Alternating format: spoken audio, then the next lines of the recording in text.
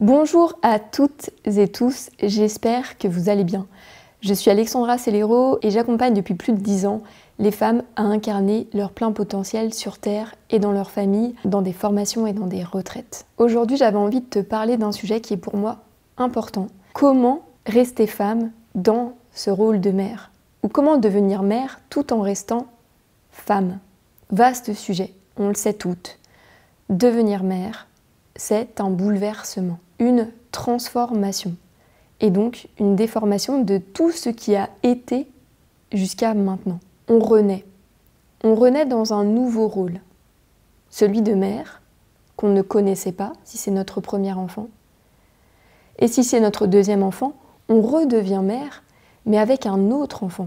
Donc à chaque fois, c'est un passage vers quelque chose de nouveau. Il y a toujours un avant et un après.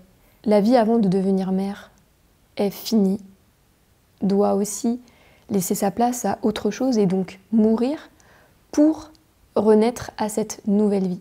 Et ce passage peut être douloureux. On perd nos repères. On était couple 2 et on devient 3, donc nouveau couple, nouvelle dynamique de couple. On n'est plus un couple amoureux, on devient un couple amoureux, mais aussi parental. Donc il y a des nouvelles dynamiques et des nouveaux liens qui se créent à l'intérieur de nous, de nouvelles relations entre le père en l'autre, la mère en moi, et plus la femme et l'homme, l'amante et l'amant, ou les amis, il y a maintenant aussi le parent, le père et la mère. Et ce nouvel enfant. Donc à partir de là, bien sûr qu'on vit un deuil, et on vit aussi une perte de sens, une perte d'identité. On peut ne plus se reconnaître et se demander qui on est vraiment. Parfois aussi, on peut se perdre dans le rôle de mère et oublier de nourrir la femme. Donc dans cette vidéo, dans cet épisode de podcast, je vais te partager des clés concrètes pour retrouver un équilibre entre la mère et la femme. Parce que l'idée ici, ce n'est pas de faire disparaître la mère, puisque tu es mère, mais de trouver un équilibre entre ces différentes facettes qui vivent à l'intérieur de toi. Et de ressentir quelles sont aussi les facettes qui, toi, te nourrissent et de quoi tu as réellement besoin. Parce qu'avant tout, je te le rappelle, ce rôle de mère, c'est simplement un rôle. Ce n'est pas qui tu es profondément. Donc la première chose que je voulais te dire, c'est que c'est normal de te sentir perdu. Ne te mésestime pas, ne te dévalorise pas en croyant que les autres femmes, les autres mères, c'est différent pour elles et que tout va bien et que c'est idyllique. C'est faux. Je te l'accorde, on en parle peu. Ça reste un sujet tabou dans notre société parce que être mère, c'est forcément le plus beau cadeau du monde qui puisse être. Donc ça doit forcément aller bien. Et on n'a pas le droit de se plaindre, on n'a pas le droit de se sentir perdu, on n'a pas le droit de se sentir déstabilisé, on n'a pas le droit de déprimer. Mais j'ai envie de te dire que tout ça, c'est faux. Ce sont des fausses croyances, ce sont des faux programmes qui jouent encore sur les mères au niveau de l'inconscient collectif et qu'on a besoin aussi de transformer. Donc, c'est normal d'être perdu. Puisque tu l'as compris, on vit un passage, on vit une transition de vie. On vit un deuil, on vit une mort en conscience. C'est-à-dire que même dans l'acte d'accouchement, nous devons mourir à nous-mêmes pour que naisse la vie. C'est ce qu'on appelle aussi la phase de délivrance. On l'appelle la petite mort. Et ça a tout son sens. C'est exactement ce qui nous traverse et l'abandon que nous devons créer, infuser et permettre à l'intérieur de nous pour nous ouvrir à cette vie plus grande que nous et à cet être qui nous traverse. C'est ça, accoucher. C'est une expérience spirituelle. Pour moi aussi, devenir mère, être parent, est un grand et puissant yoga en lui-même, qui vient nous faire cheminer sur notre intériorité et qui vient nous faire grandir, bien sûr. Donc c'est normal qu'il y ait en même temps de la joie, peut-être du bonheur, mais aussi des doutes, des déprimes et un sentiment, je dirais, de perdition. De plus, on le voit que les attentes au niveau de la parentalité, de la maternité, sont immenses. On acquiert de nombreuses connaissances sur l'accompagnement de l'enfant. Donc ça, c'est génial, c'est magnifique, c'est beau. Comment accompagner l'âme d'un enfant avant même la conception, pendant la grossesse et à son arrivée sur la Terre. Donc ça, c'est vraiment fabuleux, on acquiert de nombreuses connaissances. Mais aussi, on peut se perdre dans ce flot d'informations et on va pouvoir créer finalement une injonction à la perfection. C'est-à-dire que je ne fais pas tout comme il faut bien faire c'est tout comme ça, c'est tout ce que j'ai entendu, c'est toutes ces informations-là. Et si je veux bien faire, je dois cocher toutes les cases. Et si j'en coche pas une, c'est que je fais mal, et je tombe dans le mal. Ça veut dire quoi? Ça veut dire que je suis une mauvaise mère. Ça veut dire que j'y arrive pas. Ça veut dire que je ne suis pas assez. Et là, on vient nourrir la dévalorisation de nous-mêmes. Ce dont on n'a pas du tout besoin dans ces moments. Ce qui vient en plus réveiller en nous notre propre enfance, la manière dont nous-mêmes nous avons été accueillis, nous-mêmes nous avons été reconnus. Comment nos pleurs ont-ils été accompagnés? Comment nos émotions ont-elles été accompagnées? Quel était notre rapport à notre propre mère? Ça vient toucher tout ça à l'intérieur de nous. Donc devenir mère, c'est un ouvrage colossal. On ouvre une énorme boîte, qui peut être la boîte de Pandore, si on ne l'a pas ouverte avant, si on n'a pas cheminé avant sur qui nous sommes véritablement, quelles sont nos propres blessures, comment se sent notre petite fille intérieure, qu'est-ce qu'elle vit, qu'est-ce qu'elle émotionne, quelle est sa vision de la vie. Si on n'a pas aussi cheminé sur notre relation à nos parents, à notre mère, eh bien là, en devenant mère, le travail commence. Sauf qu'il commence en plus avec une personne extérieure à accompagner. Donc ça fait un double effet qui se coule, où je me rends compte que je dois moi m'accompagner, et en plus je dois accompagner un autre être. Alors parfois, ce qui se passe, c'est que on va être démuni, dépassé, on va perdre pied, surtout si on n'est pas accompagné, si le couple n'est pas solide, si on n'a pas assez de sécurité intérieure, de confiance, une base de confiance à l'intérieur de nous, on va vite capoter, exploser, être complètement chamboulé. Et parfois aussi, en réaction à ça, à nos blessures de l'enfance, à ce qu'on n'a pas envie d'aller voir, à la fameuse boîte de Pandore, on vient s'identifier à ce rôle de mère parfaite, et on va se perdre aussi là-dedans. Pas au tout début, on ne s'en rend pas compte au début, mais au fil des mois ou au fil des années. On va perdre la connexion à la femme en nous, donc à l'âme en nous, à nos vraies envies et nos vrais besoins. On peut même avoir l'impression d'être complètement déconnecté de nous-mêmes, dissocié. Ça peut arriver. Et là, ça va être très difficile de sortir de ça. Parce qu'il y a des parts en nous qui sont en lutte intérieure, qui combattent à l'intérieur. La mère en nous, la femme, mais aussi la petite fille intérieure blessée.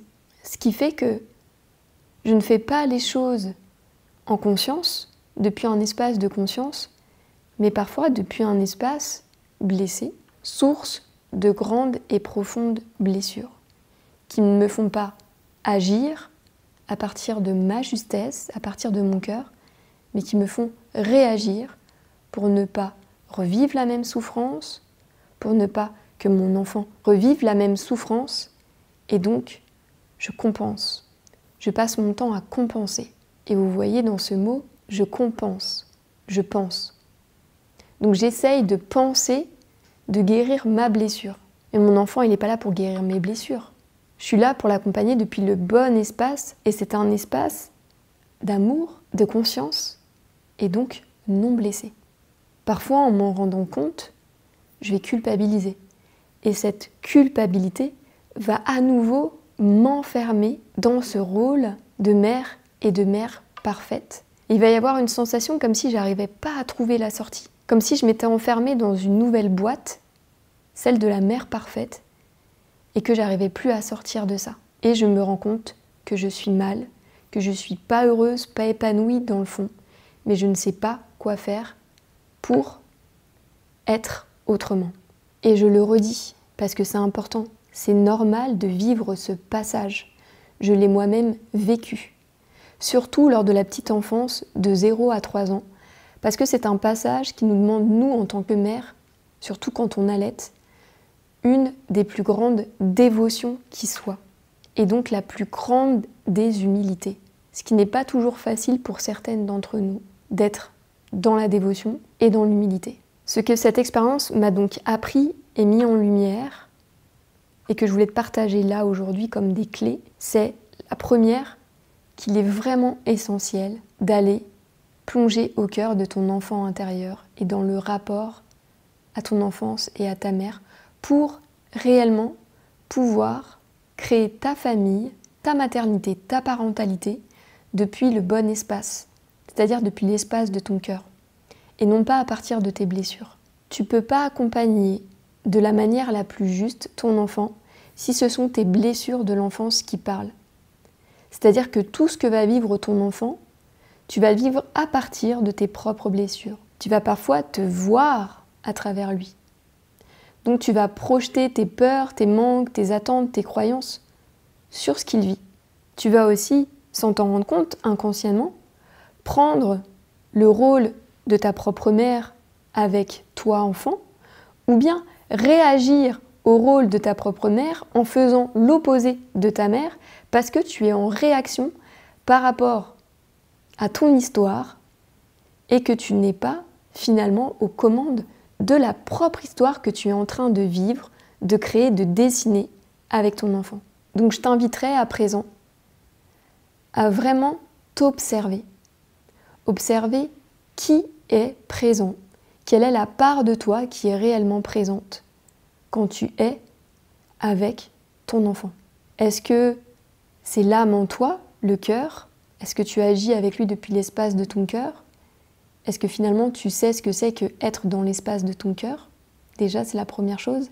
Est-ce que tu te connais assez intimement, vibratoirement pour ça? Ou est-ce que tu es dans ton émotionnel, c'est-à-dire dans ta petite fille intérieure blessée, et c'est elle qui est aux commandes? Si c'est le cas, ça va te demander d'aller contacter ta petite fille intérieure, d'aller méditer avec ta petite fille intérieure. Demander à ta conscience de te déposer dans cet espace où se loge ta petite fille intérieure et puis de rentrer en contact avec elle et de commencer à l'apprivoiser, de commencer à l'écouter, de commencer à reconnaître ses blessures, ses souffrances et lui donner tout l'amour et l'attention dont elle a besoin et dont elle a manqué. Et si tu le souhaites, aussi t'accompagner avec des thérapeutes dans cette démarche, plus tu vas venir apaiser ta petite fille intérieure, qui pourra être là, bien sûr, qui t'amène des potentiels, qui t'amène sûrement de la spontanéité, de la joie, de la candeur, de la fraîcheur, de l'émerveillement, la capacité à jouer aussi avec ton enfant, et qui t'offrira également la possibilité de te mettre dans ton cœur, de changer là où tu te positionnes avec ton enfant, de rétablir ta posture en tant que maman, ta posture parentale, pour l'accompagner, lui, l'être qu'il est, dans son devenir, sans projeter tes manques, tes peurs, tes attentes, sans que ton enfant, finalement, absorbe, éponge tes émotions, tes blessures, et les revive lui. Donc ça, c'est la première clé que j'avais envie de te partager aujourd'hui. La deuxième clé que j'ai apprise, c'est de commencer à prendre soin de toi et de nourrir la femme en toi. Pourquoi? Parce que plus la femme en toi est épanouie, est alignée, est centrée sur ses besoins, sur ses désirs, et plus la mère en toi sera elle également épanouie, alignée, et sera en capacité de donner, d'accueillir, d'écouter, de prendre le temps, d'être patiente, parce que tu seras nourrie intérieurement. Parce que qu'on se le dise, le rôle de maman, comme on le disait, c'est un rôle dévotionnel. on se donne, on est dans le don de soi, dans une dévotion pure, sincère, où on donne, on donne, on donne. Mais pour donner, il faut avoir quelque chose à donner à l'intérieur. Parce qu'on donne ce que l'on a, et aussi, on donne ce que l'on est. Donc, qui es-tu? Quelles sont tes envies? Quels sont tes besoins? Quels sont tes désirs? Est-ce que tu es assez rempli? Est-ce que tu as assez reçu pour véritablement donner? Si tu ne te permets pas de recevoir, si tu ne te permets pas de nourrir la femme en toi, tout ce que tu es, toutes tes facettes, il arrivera un moment où ce sera très difficile pour toi de donner. Et tu finiras au fur et à mesure par t'assécher. Assécher ton énergie, ta vitalité, assécher ton cœur. Et tu seras de moins en moins patiente, de moins en moins à l'écoute, de moins en moins réceptive, plus facilement sur les nerfs, plus facilement aussi en colère, parce que tu n'es pas nourri. Et il est aussi normal de prendre conscience que le rôle de mère ne te nourrit pas. Tu n'as pas à être comme d'autres femmes pour qui être mère, c'est merveilleux, c'est fabuleux et c'est nourrissant et que ça leur suffit. Il y a plein d'autres manières d'être mère. Il y a plein d'autres manières aussi d'être femme. Tu peux découvrir, toi, quelle est ta manière à toi. Qui tu es toi et comment toi tu fonctionnes et tu as envie de fonctionner pour te nourrir, pour être la femme que tu as envie d'être et donc la mère que tu as envie d'être. Et faire famille de la manière dont toi tu as envie de faire famille. Donc je vais te le répéter parce que c'est quelque chose de très important. Mieux tu te connaîtras intimement.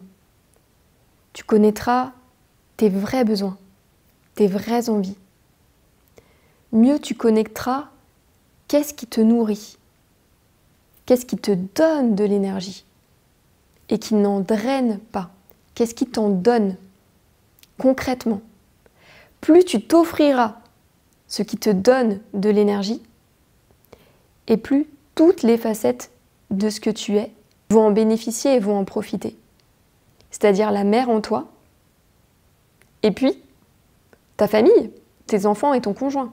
Comme ton cœur est nourri, tu nourris ta centrale d'amour qui vient nourrir tous tes autres corps et toutes tes facettes, et bien plus c'est facile, plus c'est harmonieux, plus c'est fluide. C'est pour ça qu'il est réellement important de te remettre au centre de ton existence et de ta vie, en tant que femme. Parce que la femme nourrit la mère, et que la mère peut aussi nourrir la femme. Parce que la femme, l'âme, ton cœur, nourrit la mère. Et qu'en nourrissant la mère, comme si tu nourris aussi, par exemple, l'entrepreneuse en toi, l'amie en toi, l'amante en toi, ça nourrit la femme, l'âme en toi. C'est un cercle vertueux, mais qui part avant tout de ton centre, de ton cœur, de nourrir toi. Parce que c'est comme si toutes les autres facettes, mère, entrepreneur, amie, collègue, amante, ce que tu veux, tout ça, ça peut disparaître du jour au lendemain. Mais par contre, ton cœur, l'âme en toi, ça disparaît pas. C'est quelque chose qui est stable, qui est éternel. Et il n'y a que toi qui peux en prendre soin. Donc comment on fait pour prendre soin de soi? La première chose, c'est de t'observer sur une semaine et de regarder précisément ce qui vient t'apporter et te donner de l'énergie et ce qui vient te drainer de l'énergie. Et de regarder si ce qui te donne de l'énergie, ce qui te draine de l'énergie est équilibré ou pas. Si ça ne l'est pas, ça va être à toi de remettre à l'équilibre. C'est-à-dire de t'autoriser à faire bien plus de choses qui te donnent de l'énergie que ce qui t'en draine. À trouver des espaces pour te nourrir et te donner de l'énergie. Tu peux même aller plus loin que ça et de regarder sur tous les plans de ton être, dans toutes tes facettes. Qu'est-ce qui te donne et te draine de l'énergie en tant que mère? Qu'est-ce qui te donne et te draine de l'énergie en tant qu'entrepreneur ou en tant qu'entrepreneur ou au travail? Qu'est-ce qui te draine ou te donne de l'énergie en tant qu'ami, collègue? Qu'est-ce qui te donne et te draine de l'énergie dans ton couple? Qu'est-ce qui te donne et te draine de l'énergie de toi à toi dans ta sphère mentale? Donc les pensées que tu peux avoir, que tu peux entretenir, les croyances, les livres que tu peux lire, les choses que tu peux écouter. Qu'est-ce qui te donne et te draine de l'énergie au niveau émotionnel? Et qu'est-ce qui te donne et te draine de l'énergie au niveau de ton corps? Qu'est-ce qui te donne et te draine de l'énergie au niveau de ton cœur? Tu vois, tu fais un grand mapping comme ça pour remettre de la clarté et aussi mieux te connaître, te poser véritablement avec toi-même pour mieux te connaître et véritablement commencer cette démarche de nourriture intérieure. Pour ça, bien sûr, ça va te demander d'être ferme vis-à-vis de toi-même, c'est-à-dire de t'engager vis-à-vis de toi-même. C'est bien beau de faire un mapping, de prendre conscience de ça, mais si t'en fais rien, ça ira pas loin. La prise de conscience ne suffit pas. Il faut l'aider par une action avec le corps. Le corps est un soutien pour nous. La matière est un soutien pour nous. Donc, comment concrètement tu peux mettre en application des petites choses dans tout ce qui te donne de l'énergie et d'être engagé et ferme avec ça. Donc, tu vas poser des moments de rendez-vous avec toi-même qui sont aussi importants que les rendez-vous médicaux pour tes enfants ou les rendez-vous extrascolaires pour tes enfants. Tu as rendez-vous avec toi-même. Ça peut être seul à l'extérieur, tu te fais un resto, tu sors, tu vas en rendez-vous avec des amis, tu vas te faire masser, tu t'inscris à un cours de danse. J'en sais rien. C'est toi qui sais. C'est toi qui vas le découvrir dans ton mapping de ce qui te nourrit. Tu vas aussi pouvoir créer des rituels pour toi. Comme tu as des rituels pour tes enfants, tu vas créer des rituels pour te nourrir. Donc ça peut être des rituels du soir, si tu es plus du soir, ou du matin. Si tu as envie de lire, une petite lecture de 5-10 minutes. Une petite méditation de 5-10 minutes.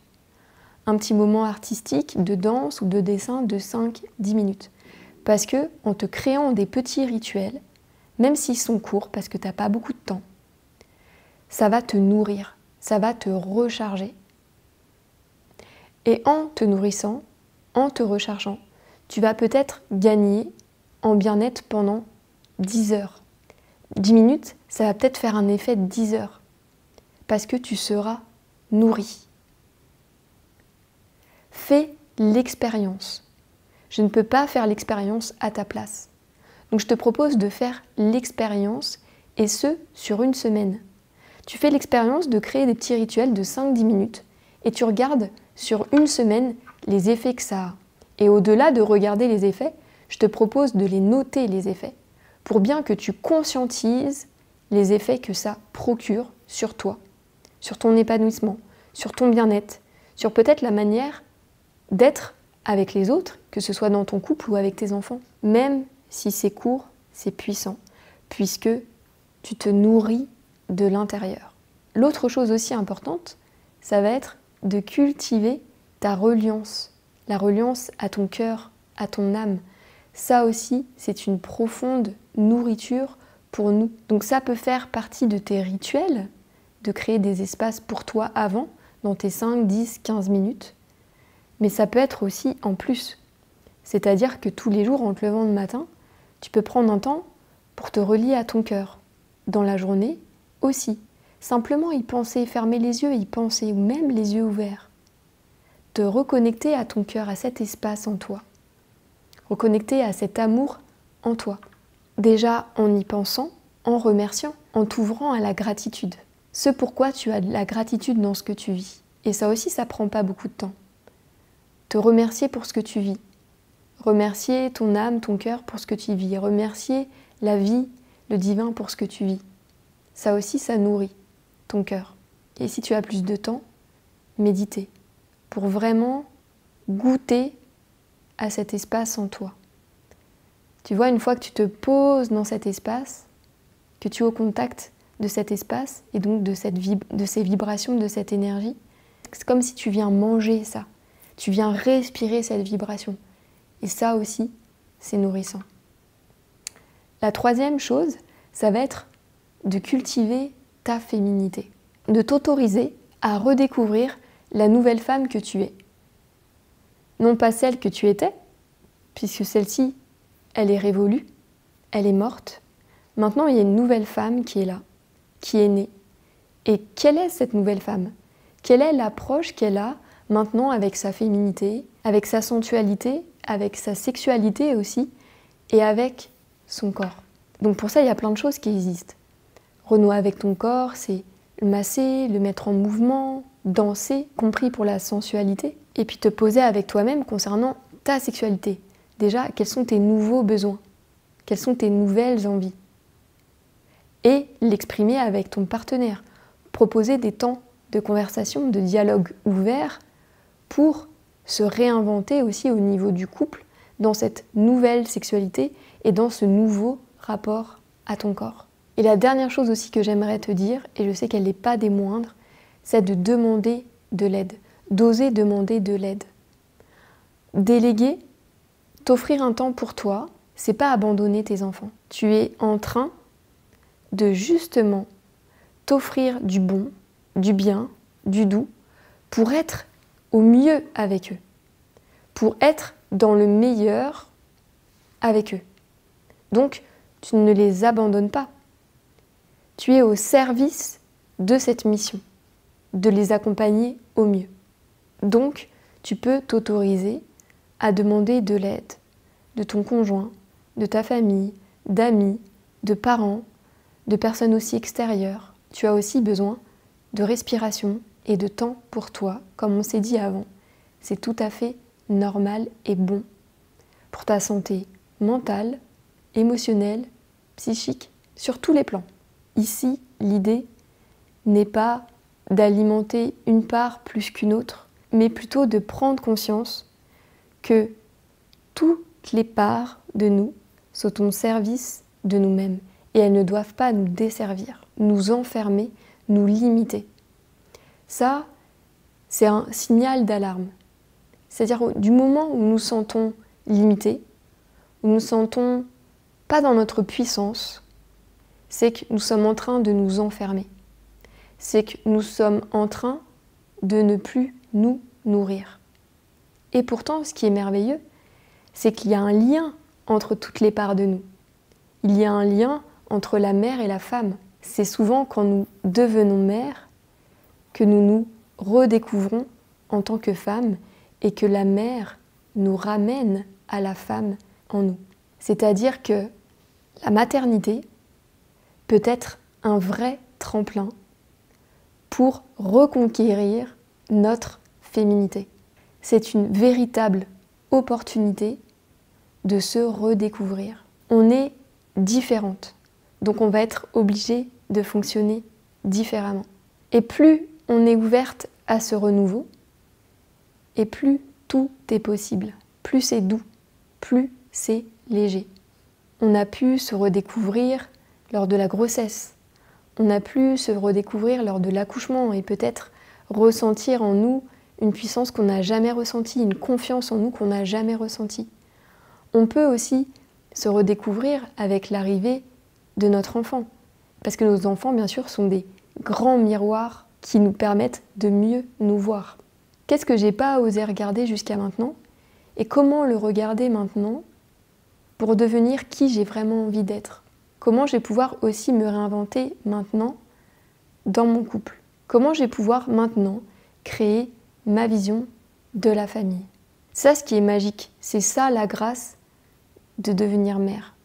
C'est faire place à cette nouvelle naissance, faire place à ce renouveau, à toutes ces inconnues et les découvrir au fur et à mesure et se redécouvrir en tant qu'être au fur et à mesure et ajuster qui nous sommes, raffiner qui nous sommes, être encore plus proche de nous-mêmes, de nos vraies envies, de nos vrais besoins, être encore plus proche de notre cœur.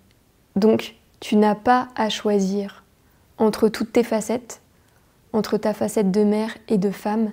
Tu peux être les deux, pleinement, entièrement, sincèrement et surtout à ta manière. Le plus important, c'est de t'autoriser à l'être, et je dirais même de t'autoriser à être. Donc d'être connecté à ton cœur, à qui tu es profondément. Au plus tu seras à l'écoute de ça, au plus tu te sentiras guidé, soutenu, en confiance, dans toutes tes facettes, dans tous tes rôles. Je te souhaite un beau cheminement intérieur.